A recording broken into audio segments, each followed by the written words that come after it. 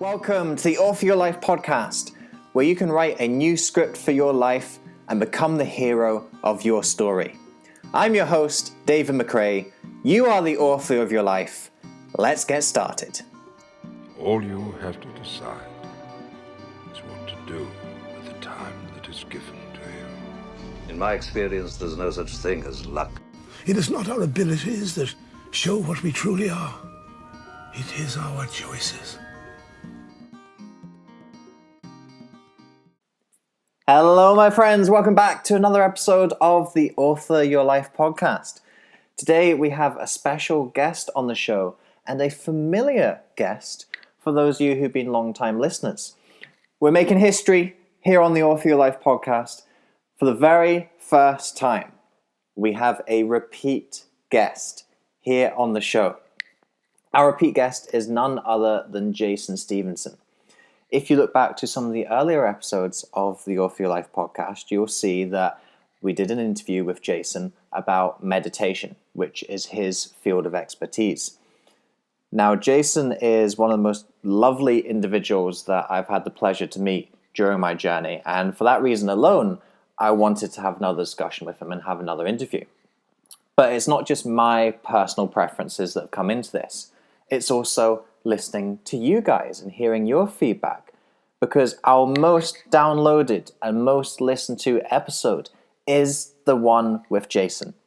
So it seems that you guys are agreeing with me that Jason is someone that you like to hear a little bit more from. So that's exactly what we've done. We've brought you another interview with Jason. And for those of you who've listened to our previous episode with Jason, Jason gives us more of the same and more on top of that, providing his lovely compassion, his wisdom, his thoughtful perspective on the world. And for those of you who don't know about Jason, or you can't remember who Jason is from the previous episode, then allow me to remind you and fill you in a little bit more about who our lovely guest is today.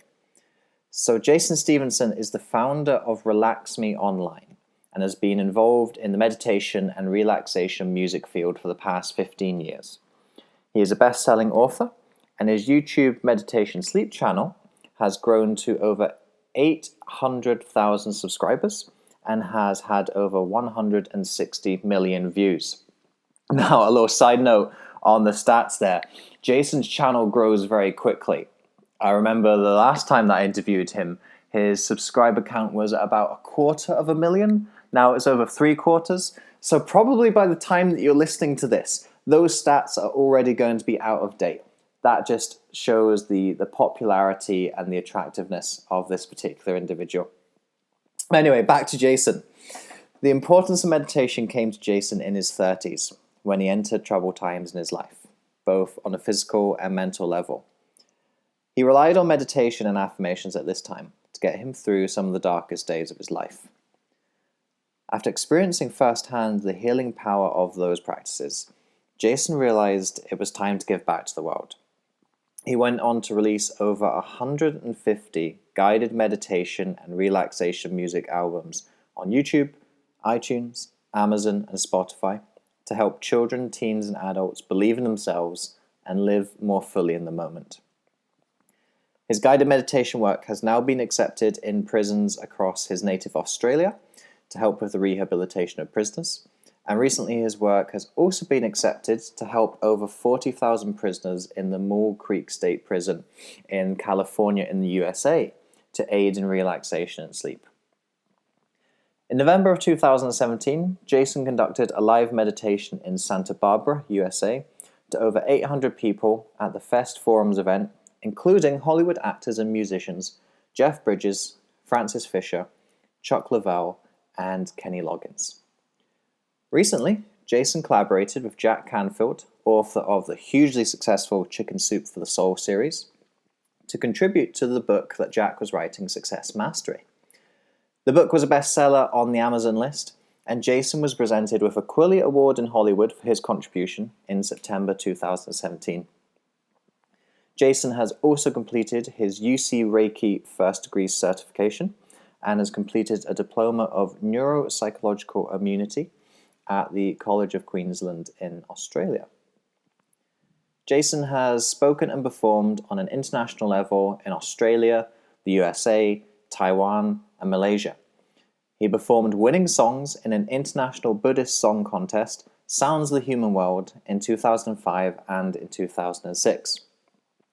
In this interview, we cover so much about Jason's work and a whole lot further beyond both our fields into really exploring deep questions about humanity and the way that we look at the world.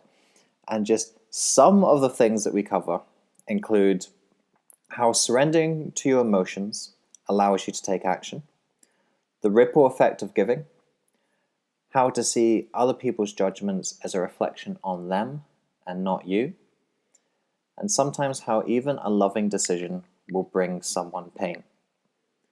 I hope you'll enjoy this and more in this interview with Jason Stephenson. Jason, welcome to the Author Your Life podcast. G'day, mate. How you going? That's a good Australian greeting there.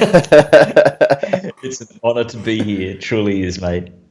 So, this is a very interesting interview, Jason.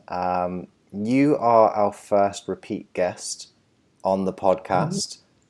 Yeah. We have done an interview before, but interestingly, the interview that we did before was a while ago. It was almost 2 years ago now, before there was a podcast, before there was even the concept of Author Your Life and the work that I was doing.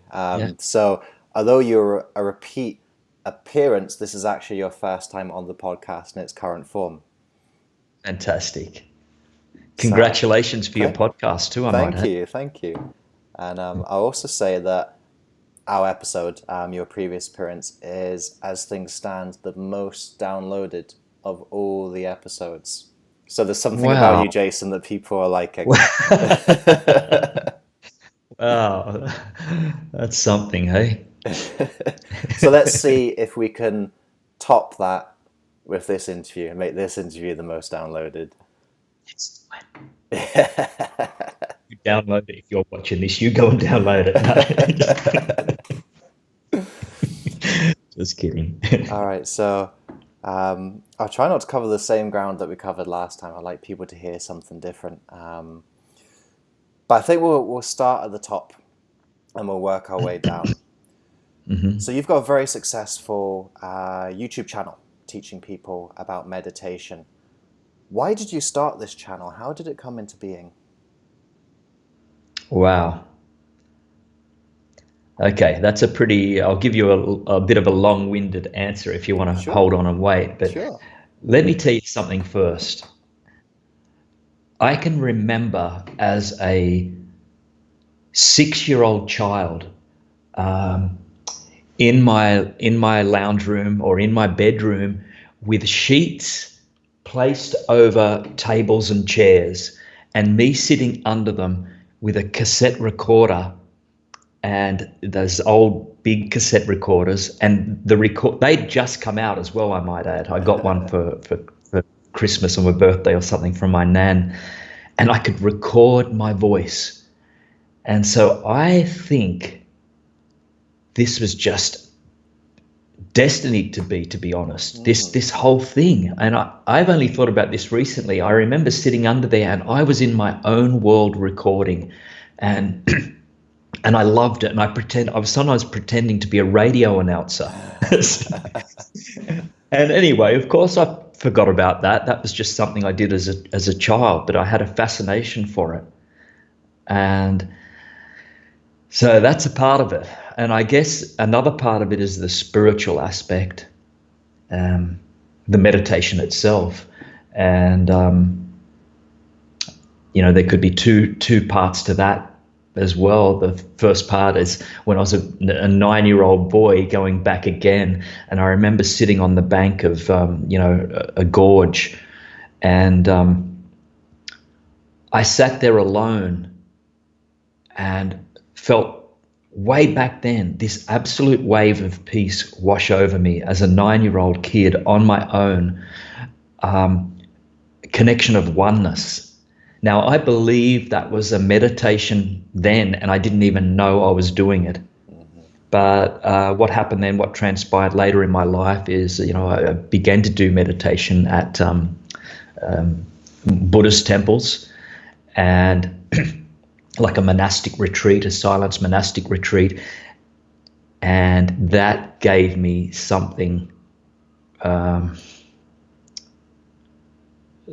beautiful, and that stayed with me. And so I then later went on to I wanted to give to children, Dave, particularly children, because as a kid, there was a bit of a low self-esteem that I had. And, excuse me. And so I wanted to make sure that children believed in themselves, loved their own uniqueness, loved fully who they are. And I felt my job was then to record a CD for children, an affirmations and meditation CD called I Believe in Me. And that was the launch of this meditation productions, was a child's CD, which I sold on eBay. And to promote it, I put up videos on YouTube. And that's how it all sort of formed. And then YouTube ended up growing legs and a world of its own, and then became the platform, and everything else sort of just, went on its way. But yeah, that's how it's all sort of come about. It's amazing, isn't it, your story of being a 6-year-old, and there's something in you at that time that knows who you are, knows what you're supposed to do. And I feel exactly the same. I'm an author now, and I've published books, and that has been my dream from at a very similar age, about age 5, age 6. I remember when I first went into school, and the teacher asks, what does everyone want to be when they grow up? And of course, when you're that age, you're like, I want to be an astronaut, I want to be a fireman, I want to be a train driver, because you don't know many jobs. You just like look at things in the world, and you're like, oh, that's something that I could do. And I was the weird, nerdy kid who was like, I want to be an author, I want to write books. Oh, that's unreal. From that age, it's always been there, and it's always been a part of me. And actually, it took me a long time to really listen to that and really kind of accept that and recognize that was my path, and go down it. And it sounds like you knew as well. You knew from that early age what you wanted to be. Yeah, that's so true. And yet I will tell you, I'd forgotten that whole thing until recently. And then I recalled it. I thought, wow, yeah, that little child, he had it. He was doing what he was enjoying at the time, and here I am doing the same thing, doing what I'm enjoying, and feeling so damn blessed. So it was almost, it was meant to be. Mm-hmm. Yeah. The little acorn knew what it was going to be, and yeah. Oh, that's fascinating. So with your meditation practice, can you tell us a little bit more about what your practice is? How do you like to meditate? Mm-hmm. So nothing to do with recording now, just me on a personal basis? Yeah. Okay. Well, for me, it's not usually about listening to recordings. Occasionally I do it. In fact, I've just discovered someone else on YouTube that I listen to now. Oh my goodness. And I think his channel was called Mindful Peace, to be honest. I don't know his name. Fantastic. And I thought, oh wow, I like this guy. This guy's got some great stuff, but I'm not here to promote other people, so I better shut my mouth. But anyway, no, I love silence. I love silence, and I usually meditate prior to going to bed. I know a lot of people meditate upon awakening. I do a little meditation upon awakening, more of just of just being still and being thankful, thanking my guides. But yeah, for me, it's nighttime, and it's connecting to breath, and it's like a mindfulness meditation of just being and allowing thoughts to come and go. And there was something else I was going to say. So it was that. And did you ask me another question, Dave? I don't think I did. I just asked you about what your practice is, how you do it. Yeah.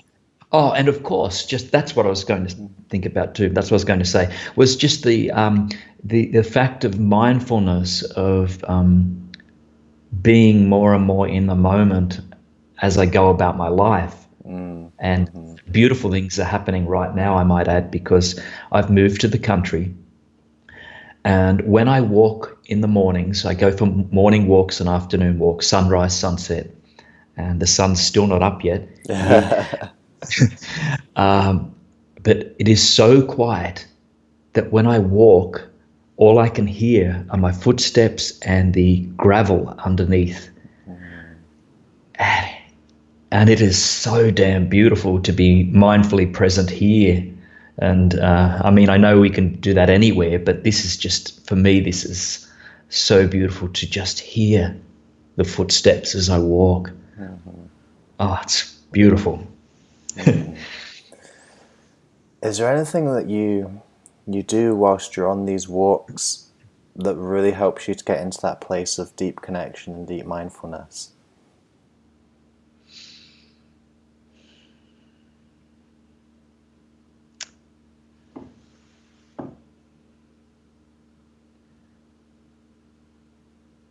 I think just to be present and to allow my ears to hear, to allow my eyes to see, to really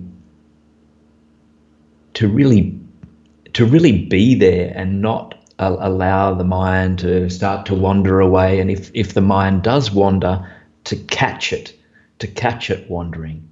And just to bring it back and say, hey, Jay, you're here now. You're here. So it's almost like calling my mind back, and then beginning to see again what is around me. And this happens, the mind does wander off, and then I could do the whole walk around the block mindlessly of being present. And I'm sure I've done that many, many times, in my life, of just totally not being present, getting in the car, going from A to B and not being aware. But just more and more now beginning to call myself back to this beautiful present moment. And that helps me to live, to be, rather than to just be so caught up in crap and mindlessly going about. And You were talking there about self-esteem and some of your own struggles and your journey of finding self-esteem and your desire to bring self-esteem into children. Your answer might be one and the same to this question. What struggles did you have with self-esteem, and what struggles do you see children nowadays having with self-esteem? Wow. Okay. First of all, my struggle was my sexuality. Was growing up as a gay boy, and that I didn't know. Now, I did know and I didn't know. You see, the interesting fact is that I remember putting my arm around a guy at school, and this was young, very young age, and being told by a teacher then for putting my arm around his shoulder, Jason, you don't do that. That is wrong. You don't do that. So from way back then, that put something in my head about being wrong. So any feelings that come up towards any guy was wrong. Yeah. And I lived with that to the point where I actually adjusted and could say maladjusted to it's an interesting concept. Yeah, I won't go too much into it, but yeah, I loved females. And in fact, later in my 20s, I was going out with females and quite enjoying it, having a great time. But it was still a suppression of that. So that was one of the things. So that triggered my low esteem. I was just confused, had no idea what was right, what was wrong, what was indifferent. I'm sure that goes on. Well, things are a little bit different now. They're opening up more and more now, so that's wonderful. But also another thing, mathematics. And I had a teacher who put me down. I had him 2 years in a row and would tear me down and pick on me because I was bad at maths. And I mean, for 2 years in a row, he would ask me, he'd put up 10 arithmetic questions every day. And God bless him. And he would pick me out and says, okay, we're going to start. Jason, you know the answer to this one. What is it? And this was just a laughing joke. Everyone would just laugh constantly. This was just morning after morning after morning for 2 years. And eventually I resorted to cheating. And then he found out I was cheating. And so then he gave me the chalk one morning and said, okay, Jason, you are to come up here and show us how you got your answer. And so, of course, took the chalk up and just stood there and everyone was laughing. And so it was and he wrote me off. Going into high school, he said, we're letting Jason go into high school. However, we don't give him much hope. And those were his words. So dear, I won't even say his name, but if you're watching this, I'm doing pretty well, thank you. And I have an accountant for maths now, so I'm pretty set. It's all good. I can Not count to my hold money. a grudge at all. No, and I don't. I mean, he was coming from a place that he only knew, and that's okay. So I think kids have got a lot of differences though now. A lot more pressure on them. It was supposed to be that computers made things easier, and I think even with social media, I'm not sure how this is going to work out, to be honest, in later years for kids. They're getting on really early and they have to almost feel like they have to be someone else too on social media. It can be really, I'm not sure what the implications are going to be for this long term. Yeah. It's, there's so many rabbit holes I want to jump down. I don't know which one to jump down first. I'll go down that one that's straight in front of us, which is the thing about, to a lesser extent, the internet, but definitely social media, is we don't have any long-term data yet. So until we have the long-term data, we don't have a really good idea of cause and effect. All we're doing at the moment is guessing and observing initial symptoms, initial things that are going on.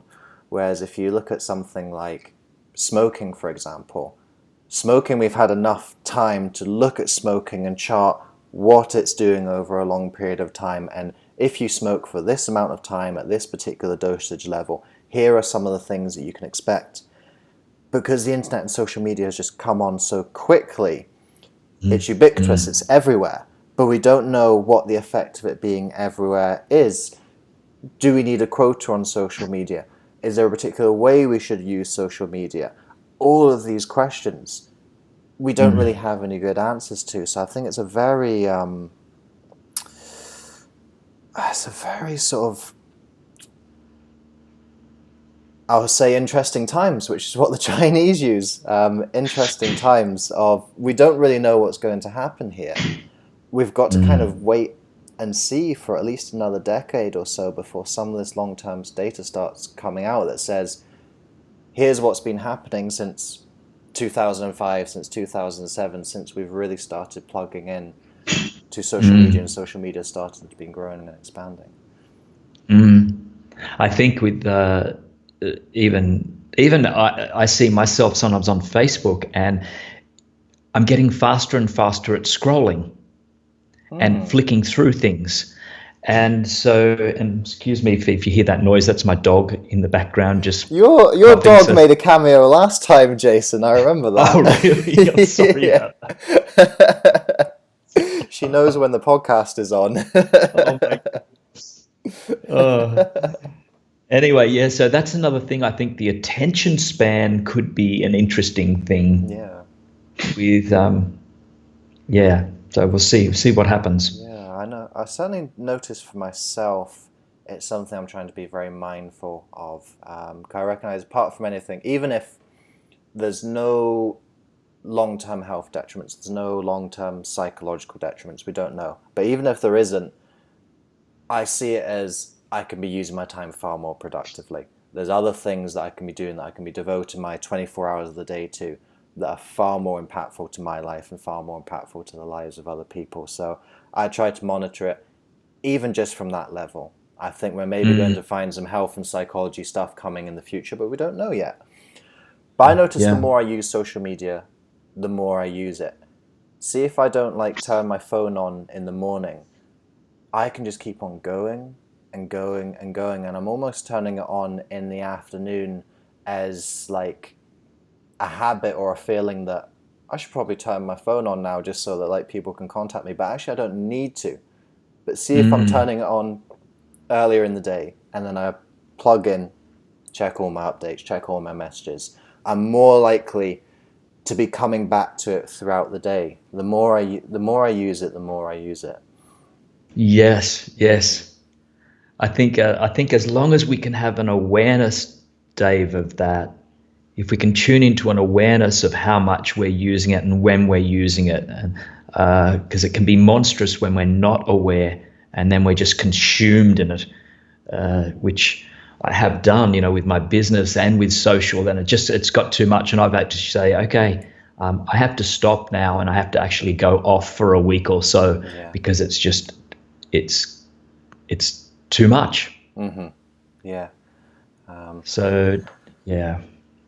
Yeah, I feel the same way running a business myself. I'd actually be quite happy to be off social media the majority of the time. I don't feel a particular need to use. Ironically, I don't feel the need to use social media for social reasons that much. It's when you've got something else in there. Maybe you run a community or a group or an organization, or you run your own business. You're on there because you're like, this is what I need to do to make business. This is what I need to, be connected with people and get exposure. Yes. Exactly. Like, this is what I need to do. Yes. Yeah, it's like programming, isn't it? And yes. Would your business fall apart if you're off social media for a month? Probably not. Probably not. Yeah, you're probably right. But they'd be all wondering. Yeah. That's the thing. You have to like advertise it, don't you? Like, I am going off social media for a month. Yes. Yes. You would have to be letting them know. No, it's social media questions is an interesting question, and you might find yourself in a lot more business if in 10 years' time we start finding, oh, well, maybe social media really is having some serious effects to our well-being and to our peace with ourselves and to our present moment awareness. So maybe social media is a great thing for you, Jason, and what you do. Yeah, be interesting. But mind you, that if they cut down time on YouTube, it might not be so good for business. But don't watch YouTube. Don't you? You only spend 5 minutes on YouTube per day. Oh, there goes all my meditations. No. But I would encourage people to take breaks from it all. Yeah, definitely. Mm-hmm. So that was rabbit hole number one that was appearing before me a little early on. Another rabbit hole I was seeing was when you're talking about self-esteem and your sexual expression and how there was this maladaptive change. When did you become self-aware of that you'd made this change? It was my age was, I guess I was about 21 21, 22. And I had feelings for my best friend. And I knew then that this is something that, it was pretty full on. And then I went to a course on exploring your sexuality and people that were confused or, weren't sure. And I knew then when I was around those other people that it was okay to be me. It was okay, and more than okay. It's just beautiful to be me. And I realized then, and funny enough, I was actually with my girlfriend at the time, and who I love dearly to this day. And I had to tell her, and she is a beautiful soul, and she stayed with me through that. And yet the pain for her was so much. Mm-hmm. And I ended up singing at a wedding, by the way, later on. Wow. She invited me to sing at a wedding. Yeah. It was a really difficult time. It was really difficult to let go of someone that I loved deeply and to see her pain. And yet knowing that I had to let her go. Yeah. And so that was a tough time. Yeah. Yeah. Whew. Where we were just about to get engaged, actually. I remember going out to get the ring, and I had the cash on me and everything. But at that time, I remember at the shopping center, I couldn't find the ring I wanted. And so I didn't get it that day. And then things unfolded, and so that never eventuated. So, oh my goodness, in a way, I'm kind of thankful for that day, because that would have been, yeah. Now, I wonder, there was a part of your mind, you couldn't find the ring because a part of your mind was saying, all the rings are bad. If all the rings are bad, they're not right, it means you can't buy the ring. Because somewhere deep inside you knows it's not the thing you're supposed to be doing. Yes, mate. Mm-hmm. Yes. Yeah, it could have been there. Mind you, it was a crappy shopping centre, so I wouldn't doubt that they didn't have the right ring there, to be honest. It was in the suburbs, and it was... But maybe your mind led you there as well. I'll go to a crappy shopping centre. I know there won't be a good ring there. That's true. True. So, Jason, just going back to this conversation that you had to have, how on all God's earth do you prepare yourself for that, or find the courage to go through with it and have this conversation with someone that you love? Yeah, it was, and that was a difficult time, and I knew in my heart, I guess it comes down to really realizing the truth of who I am and who I was, and that can't be hidden. For me, it couldn't be hidden.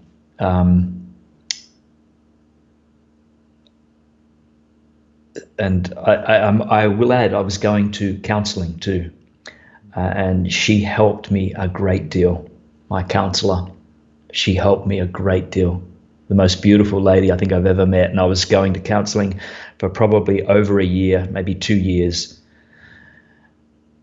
and just discussing it backwards and forwards, realizing. Mm-hmm. And so, I called on the strength, I guess, the strength of God, and the strength of, the inner power within. And it saw me through, and it saw my girlfriend through at the time, to move on, and she moved on to a beautiful life. And yeah. So I'm pleased it worked out so positively, because it could well not have done.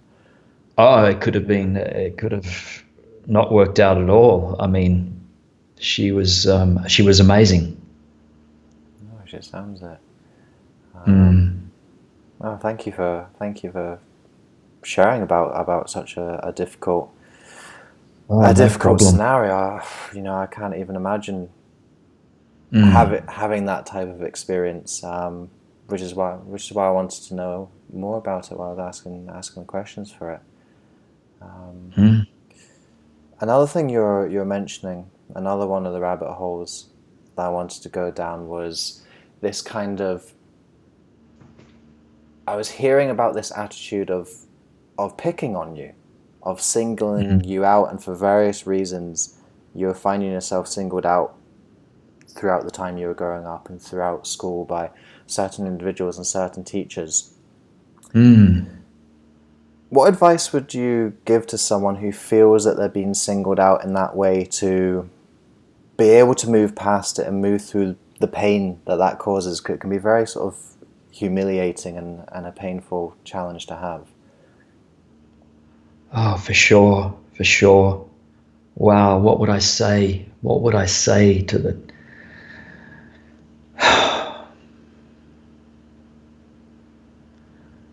If I could have my chance, I would just say that that the child is truly valuable. If only that, if I'm just speaking to the child now, for instance, I would just be saying, that you are so valuable and so loved. And even if you're not receiving that love from outside, know that it will come.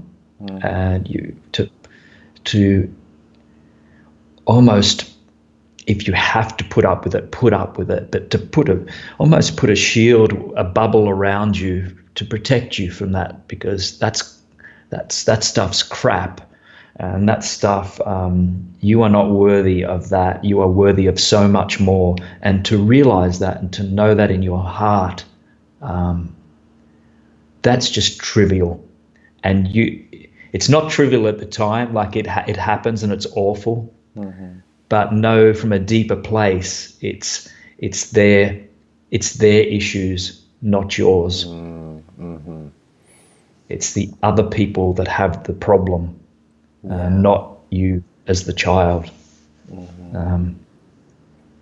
And if you can recognize that, it's ironic, because I remember this particular teacher, this teacher with the maths, he actually picked on a guy with a disability in the class. And we were encouraged to laugh. And I think back to that, and I just think how horrific that must have been for that young boy. Yeah. And what a teacher to encourage others to laugh. I shake my head and I almost can't believe it now. It's but very anyway, that's archaic and barbaric, isn't it? Yeah. So he must have been a very wounded man. He'd have to have been very wounded himself. Yeah. It's a very mature perspective to have, Jason. A lot of people would get very sort of resentful and we're laughing about bearing a grudge, but people would bear a grudge, and could you really blame them if they were you being humiliated in that way? If they were the boy who was disabled being humiliated in that way, how could you not feel anger? How could you not feel bitterness at that? But I've come at it from the maturity that you now have, and a lot of compassion, and I'm sure you had to go through a process of forgiveness. I feel it's very admirable. Yeah, if I saw him today, I'd probably shake his hand and I would actually tell him though. I would just say, that time, that really hurt. But anyway, it's all good now. But I was really hurt by what you said. And I'm doing pretty well now. And I tell him I'm doing very successful with numbers. Have my accountant, so I didn't need that anyway. Yeah. So Jason, there's been a lot of challenges on this journey of yours, things that you've had to confront and truths that you've had to face. Throughout all these challenges and the challenges that you continue to have, because we always have challenges, what keeps you motivated? What keeps you going? How do you push through when you're facing this adversity? I would have to say, number one, meditation. I mean, you would say that, wouldn't corny you? as it sounds, because you're almost probably predicting that I would say it, but it is seriously through some really troubled times at the moment, or last year, and I'll tell you about those. But yeah, meditation and family and friends. For me, they are the two key components to get me out of shit, if you like, to help me out of shit. I mean, I can go back to last year. It was a really tough time, business-wise. Just some things went wrong, and a lot of anxiety and stress come up, a lot. And I was meditating sometimes 5-6 times a day, almost just constantly catching myself having to meditate, having to connect to my breath, to let it go, because I'd no sooner meditate and then the feelings had come back again. So it was just constant meditation, but also to have family and friends, to have a network of support, even if it's one or two people that you can talk to, just the talking about it, or a counselor or psychologist, just the talking about it just offloads it and makes the load lighter. They're two key components for me to help me through difficult times. And without forgetting, I should just say above, but God above, below, inside, everywhere. Just that belief, that connection for me. And I'm not particularly religious, I don't belong to any religion, but just that spiritual connection. Yeah. You my conversations. raise an interesting point there, Jason, or it made me think of an interesting point when you're talking about this need to meditate 5-6 times a day because the emotions were just coming up again and again and again and again. It reminds me of a situation I had, funnily enough, last year, possibly a similar-ish kind of time for you, where my stepdad had a terminal cancer diagnosis, and his treatment and his healthcare did not go as planned, as it was supposed to, and things deteriorated very quickly for him, and we were given this timeline of 9 to 12 months, and in the end it worked out being about 5. So we had a lot less time with him than we thought we would, and a lot less quality time, because once he deteriorated, there's no coming back. And I remember at that time, it hit me like a hammer blow when we got the updated prognosis, and he said, Andrew's only got weeks left, and this was supposed to be, we're expecting another 6 months with him. And I remember at that time, I just had this heaviness, it was depressive, and I haven't felt that way in a long time. And I remember thinking, I don't want to feel like this. This isn't me. This isn't who I build myself up to be. I'm Mr. Positive, Mr. Inspirational. I can't feel like this. And I was using all these techniques and these psychological hacks and things to shift myself out of this state, shift myself out of it. I can't feel like this. But actually there came a moment when I recognized that those feelings were justified. I was about to lose someone I loved. Of course I would feel that way. And actually what I had to do was surrender, accept the way I was feeling. And as soon as I actually surrendered, and as soon as I accepted, a lot of the heaviness actually went away, and there was still a freshness and a rawness, especially ultimately when Andrew passed away. But this is a long-winded anecdote to put home the point of, do you feel there's ever a stage where when we're on this personal development journey or we're on this spiritual journey where we think we're above our emotions, and anytime there's something that we don't like or we don't want, we try to get rid of it, when actually we should accept it and embrace it? Absolutely, Dave. Absolutely. I hear what you're saying there about the, just of the acceptance and of the feeling of it, and not trying to push it away. It's like we can't push it away anyway, because if you try and push it away, it's just going to keep coming up. I mean, for me, for the situation I was involved in, what it ended up coming to was taking action to get me out of it. And I was afraid, I was fearful of taking action. So the fear was what was stopping me also. And so, and you know what, when I took action, those few weeks, it was only a few weeks of suffering so much anxiety and fear, and went like that.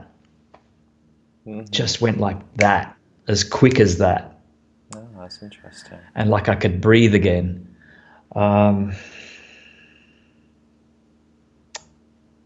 But yeah, I think we've got to acknowledge it. We've got to acknowledge, whatever we're going through, whether that be, even if that's anxiety, if that's pain and feeling upset, and acknowledging it for goodness sake. Yeah, and not being afraid to express that. Yeah. And as I mentioned, I was lucky enough to have a few particular people I could talk to about it and to just offload. And it was such a beautiful thing, because it would lighten the load. So here's the killer question. In your particular example, it was a fear of taking action, and actually when you took the action, you pushed through it. In my case, it was the opposite. I actually had to stop taking action and surrender. How do you know the difference? How do you know the difference between when you need to surrender and accept and when you need to push through? Wow. Geez, Dave, what are these questions you're throwing at me? How do you know the difference between, wow. I got to think about that one.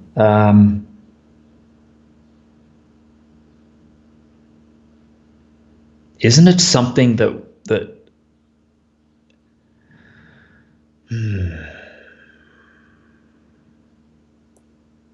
the point is, I guess, that even with the situation that I was in,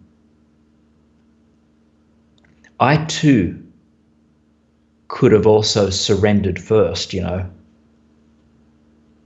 I could have surrendered to, yes, I know that I had to take action, but that would have unfolded as it should have anyway, but just have accepted the situation and seeing it unfold, and almost like like distancing myself from it, like seeing myself as another person and looking down on the whole situation. And I think possibly, Dave, that we need to surrender regardless. And through the surrendering process, we then will know whether to take action or not to take action. So possibly it is a thing of surrendering first. Okay, that's interesting. I put the difficult question to you because I don't know the answer myself. Thank you very much. That's the benefit of having a podcast, is that you can ask people questions that you don't know the answer to. But yeah, I think there's... At least I don't feel pressured at the moment if I get things right or wrong. So it's a good feeling. So I can just roll with this. Yeah. It's all good. But I think there's some truth in what you're saying. I was reading A Return to Love by Marianne Williamson a few months ago. I won't say recently. It's been quite a few months since I've read it.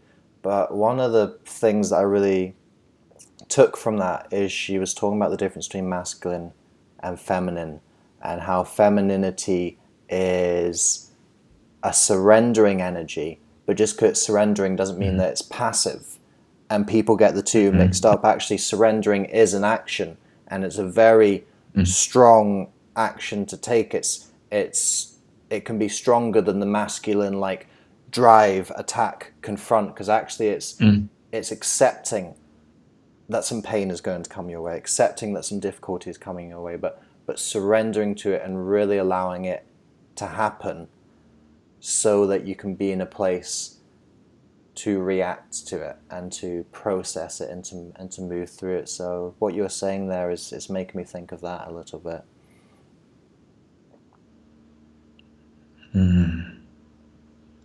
Yeah, as you said, a lot of people think that the surrendering is almost giving up, and it's actually the opposite of giving up. It's putting yourself in a beautiful position to think more logically, to step outside of or allow the emotions to wash through you, but also you have the ability then to step outside and just see things from another angle. Whereas I think a lot of today in society, it's a lot of action based, about you must go. You must do this course, you do this, you will get this, you must achieve this, levels of education, etc., etc., etc. I think possibly as a society we need to surrender more and possibly unlearn. I think sometimes it's this battle between taking in information, and sometimes we can take in too much and then just, where on earth are we? What are we doing? What are we speaking about? I'm guilty of falling into that trap, definitely. Stepping too much into that masculine energy. I've got to do this, I've got to achieve, I've got to take action. Absolutely, man. I feel you. I'm in the same thing sometimes, man. Yeah. Just what you're saying there. I'm wondering if I can loop this back. You're talking about raising self-esteem in children. Do you think that this script of achievement, success, do, action is affecting the self-esteem of children?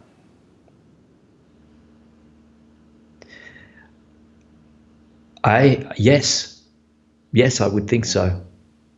I would think there's a lot of a competitive edge of comparison with other people, and I think that a little of that is okay.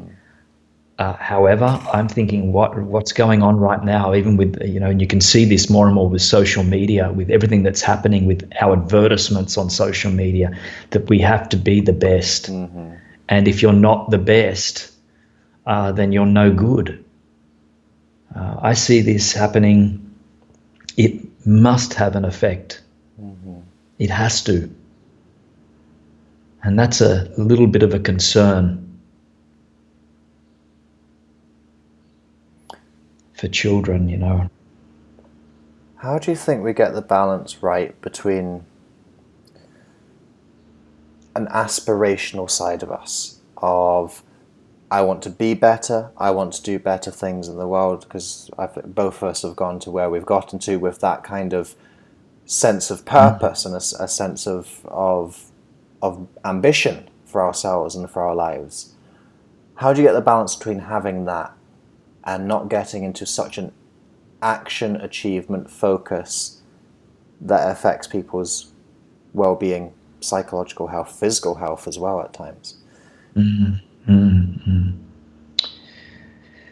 Well, I guess, I come from the background of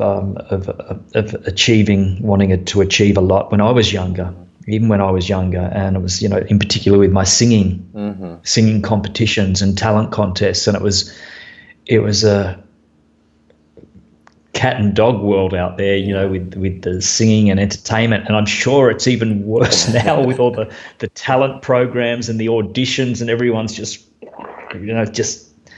you can see it on these TV talent shows. Oh my goodness, it's ruthless. It's scary. So, I had a lot of that, and then it was a beautiful thing though, because I remember my parents always saying to me, so I was fortunate enough to have these beautiful parents that they'd say to me, she'd say to me, Jay, I don't want to know if you've won or got a place or anything. I really don't want to know that. I want to know if you did your best. And I said, yes, Mum. Yes, I did. And she said, that's all that matters. Yeah. That's all that matters to me. And so she instilled that in me, that as a beautiful gift that she gave me, was that about just valuing yourself. Did you do your best? And there's nothing wrong with doing your best, that's for sure. But we must do what we can to drop the comparing of ourselves to others. It's dangerous. It's lethal. It's not nourishing the soul. Yeah. So I think if we can just value ourselves deeply. In fact, I remember, I'll quickly talk about this. I was in a grand. Oh, sorry. I'm not holding up the time. Okay. I remember I was entering a talent contest, and it was the grand final, and it was in Sydney, and there was like 15 acts in the grand final. I was one of them, and I was last on. And everyone was brilliant. Everyone was good in their own right. And back then I remember standing backstage, and the compere was she was a beautiful lady, really connected. She was grounded and connected. And I just said, oh man, this is tough, this is tough competition. I just said, and she looked at me and she just said, she put her hands on my shoulders and she just said, Jason, let go of all that.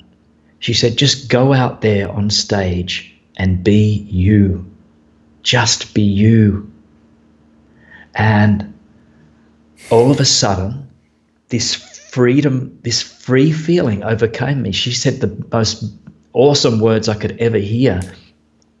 It overcame me, and I'm like, yeah, you're right. And that's what she said, you're not part of this competition. You don't compete. Just go out and be you. As it turned out, I won that grand final. And it was thanks to her reminder, because I went on stage with such freedom and such joy, and oh, wow, I get goosebumps talking about this. I'll never forget that performance. Everything worked perfectly. The band, the audience, the lighting, the sound, everything was in alignment. Yeah. And I went out there and was me, and I won that competition. And it was at the time, it was one of the biggest ones in Sydney to win. It was big.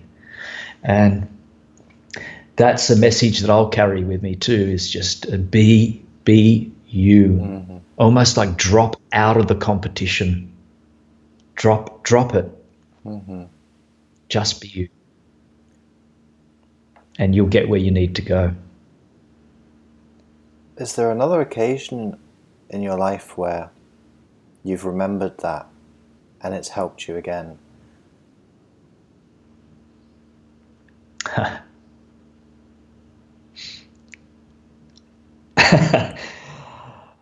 The reason I'm laughing at this one is because it is another. It's actually another talent contest, and I'm not sure if this is in alignment, but I had enough of competing, and I was in a talent contest and in a grand final. And the awakening came when I was waiting backstage, and I just thought, I've had enough of competing. I don't even want to be in the competition. I went out on stage. I can't believe I did this. And I told the judges, I said, I've just got an announcement to make before I start singing. Judges, please put down your pens. I don't want to be scored anymore. I said, I've had enough of being scored. I said, so I'm going to sing. I really want to enjoy this singing here, but I'm not going to be in the competition, but I really want to sing. And the look on their faces, and the compere come from the side of the stage, and she's looking at me like, what are you doing? And everyone, the audience just clapped and cheered. So I had the audience on my side, but they weren't very happy, and I can understand that. Yeah. So it was just reclaiming my power. But it was a good time. But I wouldn't do that again. But in regards to being me and taking, well, can I honestly tell you, Dave, it's even now, I can look at it now in my business sense, that that there's a lot of people out there doing similar things to myself. Mm-hmm. And for the most part, I sense love and compassion around me. Other times I don't, and I sense a competitive edge to some people, to the point it doesn't feel good for me. It just doesn't even feel good. And sometimes I've just got to disassociate with certain people, because it's not healthy. If there's this, I get that, we've all got to do our best and everything, but between doing your best and then competing against other people, and also to the point of being nasty to your competition, or we're not even competition, I'm calling it not competition. We could all achieve so much if we all just grow together and support each other. Yeah. It was funny, you were saying right near the beginning of the interview how you were listening to someone else's channel, and then you're like, oh, better not plug who they are. But it doesn't matter that you did, because it's, for example, I listen to you, I listen to your channel, I've listened to other people's channels in the past. Just because I'm listening to one of you doesn't mean I'm never going to listen to anyone else. Doesn't mean that I can't get something different from each of you in your own particular style. Jason, you personally are my favorite, and I've said that. You're probably just saying that. No, I've said that multiple times before elsewhere. You were recommended in my book, so that's set in stone. You are my favorite. But we can always learn things from other directions. I don't feel there's ever... Absolutely. You're never directly competing with someone, even if you think they're quote-unquote a direct competitor, because we all offer something different. Absolutely.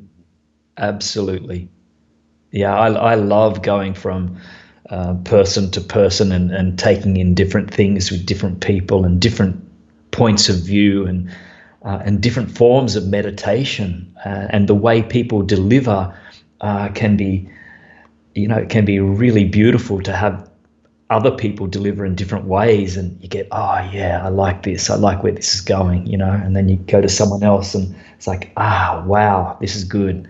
So yeah, it's perfect. No, I think ultimately, I don't know how you feel about this. You might have some thoughts that ultimately that competitiveness is a weakness of the ego, or a fear of the ego, because actually if you really trust in who you are and your own ability, you know what you have to offer the world. Like, I think in my field, in my profession, I never feel jealous or judgmental or resentful when I meet another speaker, because they can't speak on the exact same things that I'm speaking about, the exact same way that I did. And if they did try to copy me, say exactly what I say and teach exactly what I teach, well, they wouldn't be as good as me, because I'm the best. No. I'm the best person at being me. They are the best person at being them. And by that same token, if I try and copy them, if I think, oh, they're doing really well, I'm going to do what they're doing, I can't do it as well as them. I can't step into their uniqueness, and we all have this uniqueness. And I think not recognizing that is just our ego getting out of control.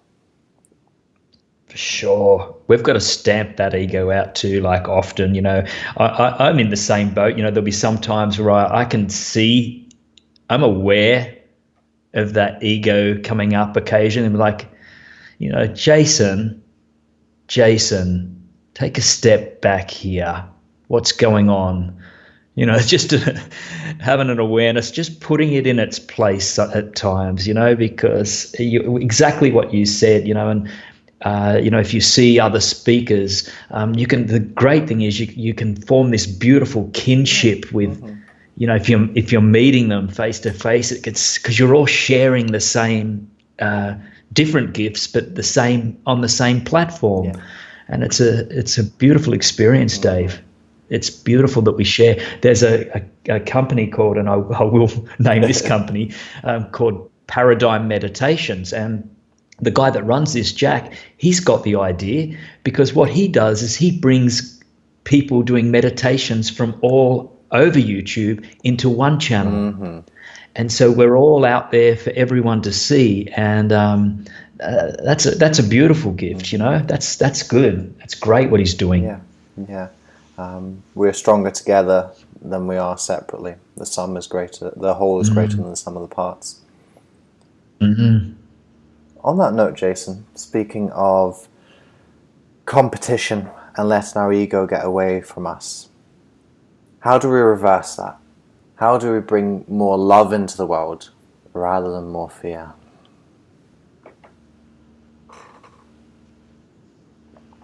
I think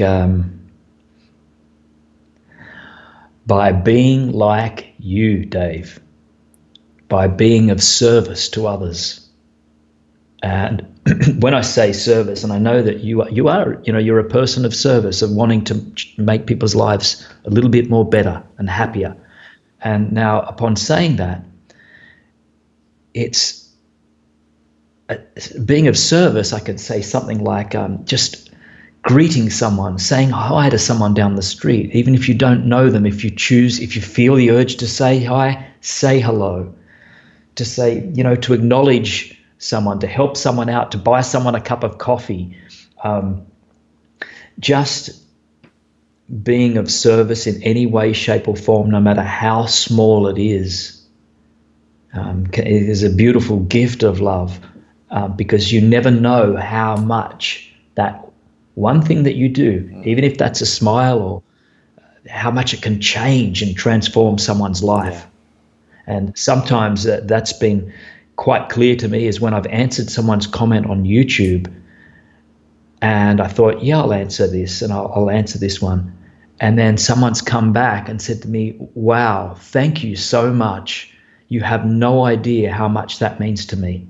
And it's just a beautiful reminder that, wow, just taking a few seconds and that how much we can give to that person. That's what it's about. That's what we can do to bring more love into the world. It doesn't have to be huge, grand acts. It can be just really small things. Yeah. Day by day. No, there's great power in that, and there's great beauty. Not trying to be like a big hero, not trying to do everything at once, and feeling that if you're not the hero, if you're not doing everything, then you're not serving at all. We can all serve. We all have the capacity to serve. I completely agree with you there. Indeed. I will tell you, there was a thing that I was doing last year. I haven't done it for a while, but I might just start it up here. But I was going to my local grocery store and I would give him $3.30 for the extra coffee. And I would say, I heard this somewhere, and I'd say, oh, can you please just shout the next person a coffee? They don't have to pay. And And he'd say, oh yeah, okay. So I was doing that on a run for a while, and they would report to me, and I'd say, don't want my name mentioned, don't say anything, just say, that's by someone that's wanted to give you a cup of coffee. And, they'd say to me the next day, oh, you don't, this lady, she was so excited, she couldn't believe it. And I'm like, oh, wow, that's cool. I like that. It's the best $3.30 ever spent. Yeah. Just if you can do that, that's a beautiful thing to do as well. Oh, you've inspired me there, Jason, because I've heard that story too of buying someone a coffee behind you, or even I was listening to a podcast recently and the guy said that he gives over $20 and he says, right, here's $20 for my cup of coffee, keep the change. And he says, not for the person behind him because they might see that it's him, he says, for the third person after me, their drink is on them, and you give them all the rest of the change as well. And what he does is he goes and sits in like the corner of the Starbucks and watches for that third person after him to see their reaction. It's amazing. Like sometimes they take that change and they put all in the tips jar or the charity box. Sometimes they buy everyone else in the line a cup of coffee as well. It's just this amazing like ripple effect of kindness. How beautiful. How beautiful is that? So I love that. So when I heard that, I was like, man, I really want to try that someday. You know what? I've just had that, oh, that's a nice idea, and I haven't taken action on it. So now that you've said that, and now I'm thinking of that as well, I'm like, I've got to do it. I've got to buy someone a cup of coffee. Wow. In the next week, 2 weeks. And see, this is just it, Dave, about that, here we are speaking about it, and then people will listen to this, and then other people may do it. And then because I heard it somewhere too, and I love that idea, I love that concept, and I thought, give some money, you stingy bastard. But no, I thought, give it out a bit, and I love it. I truly love it. No, it's an amazing feeling. And even they've done studies on acts of kindness, and acts of kindness, they raise the levels of oxytocin, which is our chemical, our love chemical. And unsurprisingly, the person who does the giving, they get a boost in it. The person who receives the giving, they get a boost in it. But what's really interesting is someone who's watching the act of giving, they're neither giving nor receiving, they also get a boost in this oxytocin, this feeling of connection, just watching an act of kindness. That's so good. So which is incredible. That's brilliant. So everyone wins. Yeah. It's the science behind the ripple effect of this isn't just like woo-woo sunshine and rainbows, like new age stuff. This is really what happens in people is we are empirically, objectively happier afterwards. That's great. So the ripple effect. So I've got a few more questions just to round off, Jason. Just because they're rounding off questions, the answers don't have to be short at all. They can be as elaborate as you like. The first of which is, what are you grateful for? Wow, have you got all day? I've got about, I don't know, like 40 minutes left of today before it's tomorrow. No, that's right. With our time difference. I'm grateful for so many things, Dave, and I truly am. And I remind myself of this every day. I truly do. I'm grateful right now for the gift of being able to talk and to use my voice and to express myself to you and to whoever's listening to this. And I'm grateful for the place I'm in. I'm currently in a place that I've probably dreamed about, and I just feel so blessed to be, and also be in a position of giving to others, of being of service, and yet at the same time then being rewarded as well. There's nothing that can beat that. I'm really grateful for my family, my friends, my mum and dad, my little dog down here who's he's 18 years old now. Wow. And I can't tell you, he's like my best friend. because he's been through thick and thin with me over almost 20 years now. So I'm grateful for so many things, Dave. I'm grateful for being grateful, that I can recognize that living with gratitude in our hearts is a beautiful thing, because it does bring about more. Acknowledging the gifts and that we receive, it does definitely brings about more. This law of attraction thing is not really a joke. It's really happening. Instead of being miserable and focusing on all of the negative things in life, when you start to have lots of gratitude, more good things, more beautiful things come. They show up.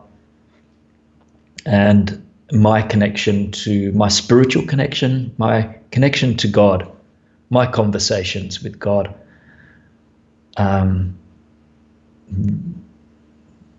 that is important for me.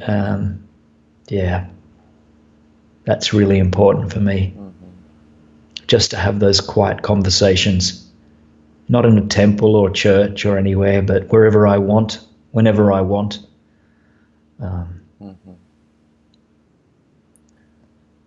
Jason, what legacy would you like to leave after you've gone? Oh, I'll upset your dog there with that question. It's right, he's not going yet.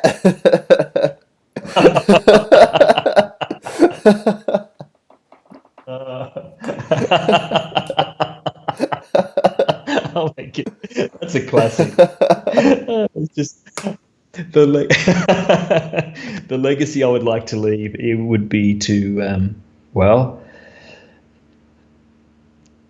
make the world a better place for others and for the ones that are coming up, the kids that are coming into the world now, and possibly I can do this through continuing to do my work, continuing to give, to put out recordings that can assist others in all different ways.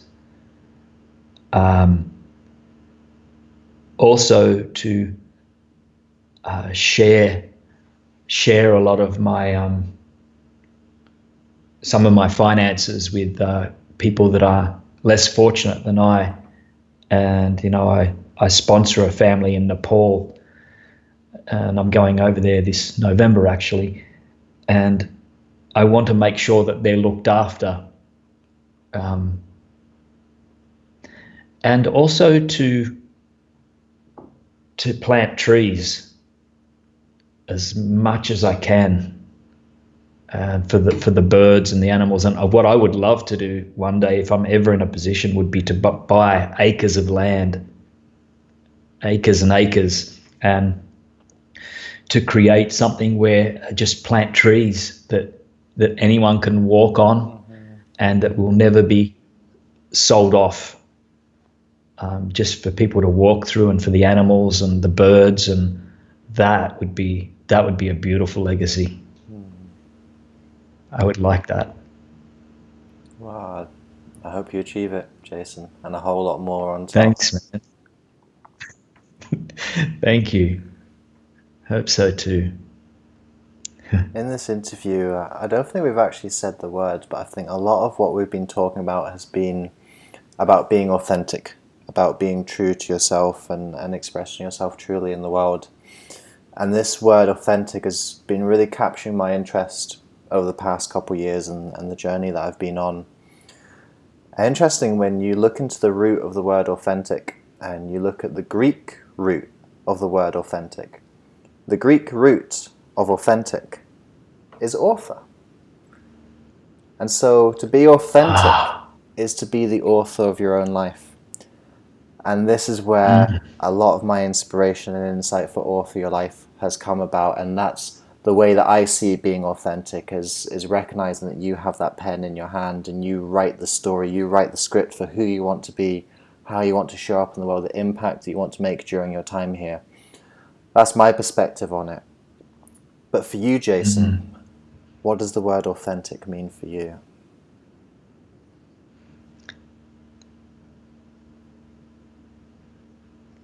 For me, authentic is about myself showing up and striving is maybe the wrong word, but just in every moment being as truthful as I can to myself and to others through being myself. And without, if people judge me, because people will judge, we all judge, but not to let that judgment or concern change who I am, just be who I am as much as possible. And in doing that, I think we give the gift of allowing others to be authentic as well, to drop their guards down and to be who truly they are. I think that's what it's about, is if we can be as honest and authentic as we can, we then give almost permission. Yeah. They don't have to put up anything else, their guards or their ego doesn't have to come into play. Yeah. That's a wonderful point that I'd like to finish up on. But if we finish up there, then the listeners can't find out more about you and where they can find you on the internet, on social media. I know we're lampooning it a little bit earlier, but it does have its uses.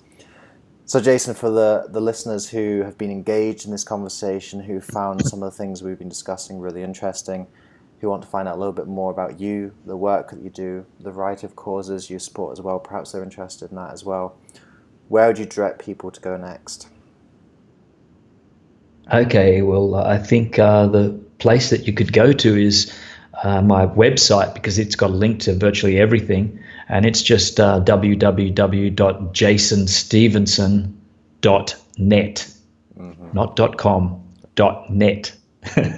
And there you'll find also my links to my YouTube channel, my Facebook. If you want to find me on Facebook, it's just Jason Stephenson Meditation. You'll find my page there, and you are welcome. Brilliant. Jason, thank you very much for joining me on this podcast episode. I loved our last discussion. The listeners loved it too. Most downloaded episode, and I think this one is going to have a lot of downloads as well. I think people are really going to enjoy it. You've brought a wonderful energy and honesty and love to this interview. So I'd like to thank you for that. Thank you, man. I've got to tell you, Dave, this has probably been one of the most open, joyous interviews I've ever had. So I'm actually so blessed. I feel so blessed, and thank you so much for being who you are. Thank you, Jason. Thank you so much for listening to this episode. If you enjoyed this episode, I'd appreciate it hugely if you could head over to iTunes and leave a rating and review for the podcast. With your review, please be as honest and detailed as you can be, because with honest and detailed feedback, that helps me to adapt and grow this podcast to most serve you, the listener. Also, if you enjoyed this episode, then make sure you subscribe to the podcast. That way you aren't going to miss any of the future episodes that we've got lined up for you. Until next time, remember that you are the author of your life. You hold the pen, and you can write whatever script you want for yourself. So go out today and write yourself a beautiful story.